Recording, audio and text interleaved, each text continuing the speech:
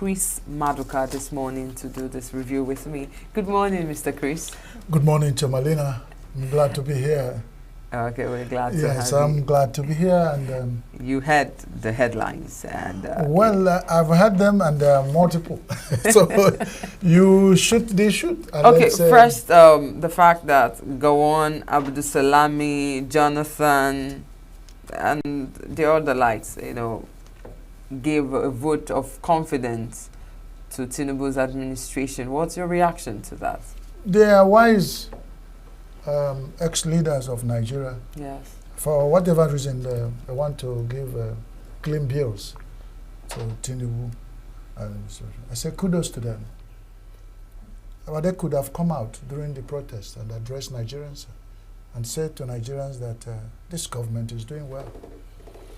If they meet at closed door, an executive council meeting, or what they call it, Nigerian Council of States, and they just closed with door and under closed parley, and they tell the Tinubu administration that is doing very well. I think, with all due respect, they are suspect. That move is suspicious, and it's not. They're not saying the mind of Nigerians. Because the member of State Council of State are very few people, and they are shielded away because after being a leader in Nigeria, a lot of allowances will not make you feel the hardship and hunger. So I don't expect them to say we are feeling. We've not said the Tinubu administration is not doing anything according to the people who are protesting. They didn't say it's not doing well. They only say there is hunger and hardship. So if you balance the doing well with hunger and hardship, then we Nigerians will not say, kudos, Baba. So say, carry go. But where you are doing well and we are dying, I wonder who you are doing it for. Right. So for the much respected Gowon, General Gowon retired, and of course General Buhari retired. I don't know what Obasanjo said. He was actually absent in that meeting. Beautiful. Obasanjo and Babangida, they were absent. Good luck, all of them. The newspaper reported that they said Tinubu administration is doing well. What else do I say? They are wiser than me, and at the level they are, I only said that I balance it. If they had brought people from the street and they put them in Nigeria Council of State and said, what do you guys feel? They'll balance the opinion with what 200 million people did. Some people in protest didn't even go out of the street because they're too hungry to go and shout, we no agree, we no agree. So that is by the way. Okay. It doesn't mean Tinubu administration has failed totally. We said in certain areas you need to touch up so that the success will balance. So that the people you are doing well for will be alive tomorrow to enjoy this dividend of democracy. And do you say this is fair? Because that's on page 2 of the Daily Times. That court extends order restricting Abuja protesters to National Assembly. You don't tell somebody how to cry. So the court has done what they should do. If you are protesting, okay, and I go and restrict, is it a carnival? Protest is not a carnival? Yes, it's not an event there where you say, stay with National Stadium. Because if the people march in the street, their energy will go off and there were placards, many people will see it. Now, when we start putting protests in Nigeria to stadium, or put them in event in stadia, we should start inviting, make it FIFA organized event, world global event where we invite South Africa and make it Olympic event that when we want to protest hunger and hardship in Nigeria, we go to the stadiums. I mean, there are stadiums in Nigeria. Most state capitals have their one stadium or another too. And we do that. And Abuja will be the grand finale. We start by celebrating in my local government stadium or the stadium, as if you have more than one. Yes. And move on to the state capital where we do the semi-finals. And then take it to Abuja for grand finale. And it's not the Olympics. What are you telling? That's the court to notice that there's stupidity in doing that in the first place. It's not aligning. What you do is provide security for people, follow them. You don't, because the restriction is not actually in the spirit of saying, okay, the Constitution allows you to protest. So why did they not go and arrest those who are protesting in their houses and didn't come out? Why did they not say, protest only in your houses? But don't come out. We actually believe that this protest was scheduled to move between, it was August 1st to August 10th. And today is 14th. and people are still protesting.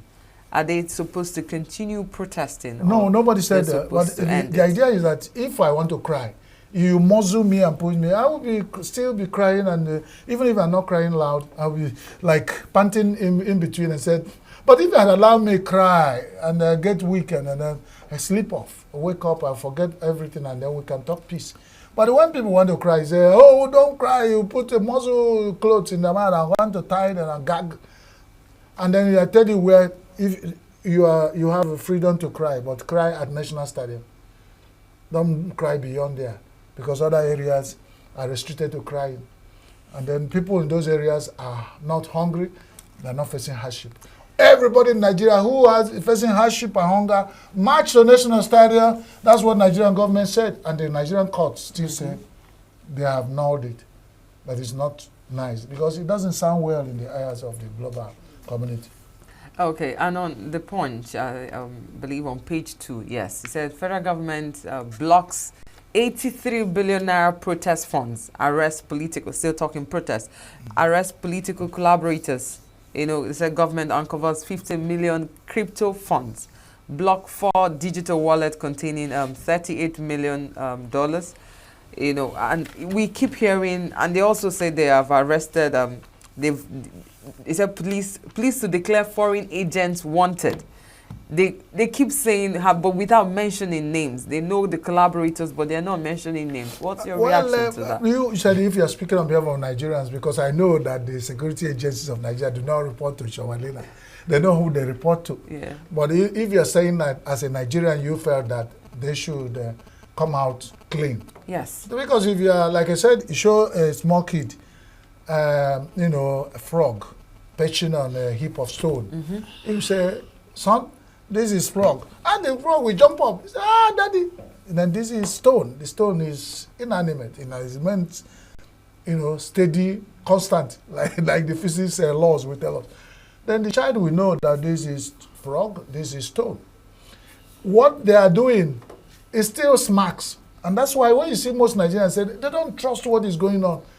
We are not coming out clean. Because at the end of it all, there are people you have pointed out, accused before. Federal government spokespersons have accused certain people. Are their name involved in these ones? You have blocked cryptocurrency or money that have been brought by foreign agencies. And you're still telling Nigerians that you are yet to declare them wanted.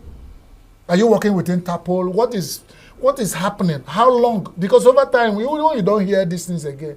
Everything would have died down. If there are money you blocked, where did you put it? In what account? Are you putting it as, instead of using it to organize protests, push it inside the system? All the money you recover, push it inside the system to cushion hardship and hunger.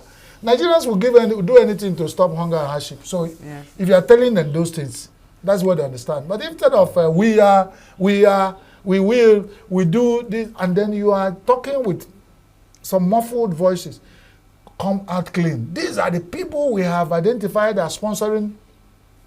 This is the account number of the bank where the money was pushed and laundered for them to use to destabilize Nigeria. And they went to Federal Executive Council and said, well, nobody has told us that hardship hunger was targeted as a change of government. We know how governments are changed in Nigeria in the earlier days. Those boys and girls that are killed, and we didn't see them with Saladins and armored cars. And I don't think if anybody who wants to take a change government in Nigeria was to go to Moshood Abiola Stadium or parade the street and rubbing shoulders with the police and the security agencies. So let's be very sincere. I don't know what they know. They actually said they've traced 4 billion naira to Kano, Katsina, Abuja, political bigwigs. Beautiful. You know, and if big political bigwigs support hunger and hardship protests, then the federal government should also think twice about it. Because 90 million flies cannot be wrong. It means that even other Nigerians would have done so if they had such billions in their account. So that's one of the things. And on this day, there is an interesting thing that is happening in Rivers State, where they said ruling party APC Rivers chapter now backs Fubara. You know, after so much fight, you know, one will wonder what brought about. How come they are now in synergy? It's a synergy because Rivers State is a golden geese that lays golden egg. So if you are an opposition party in Rivers State and a sitting governor is being opposed and the fight has been extended, probably, you have to take that kind of fight. After storm comes calm. So the fight has come, the calm is now, where the opposition realize, well, it may have been foolishness to fight sitting governor who has power to do and don't do. So maybe when we extend handoffs, but then the advisors of Fubara have to be careful, because if it had happened once, like the Ugandan man say, if they did it before, they can do it again. So what happens is that they should be careful when you are saying you are aligning with somebody who used to be. Yeah. You have to be dining with a long spoon. Okay. And that's about it. And wrapping up, on the Vanguard. It says NCC stakeholders kick as telcos threaten service outage. People are already talking about there's so much hike in everything, and hiking tariffs on So the idea is that let there be no telecom hike tariff protest in Nigeria. But the MTN CEO said it's imminent that this has to happen. No, well, then let them be very careful, because when that happens, when that happens again, and that's the end. Yes. So we should round it up here, Yes, because I think you have a guest who is waiting. Yeah, who is honestly waiting. Yes. Thank you so much, Chris Maduka, Thank you for this time with us and the review. We'll do justice more tomorrow.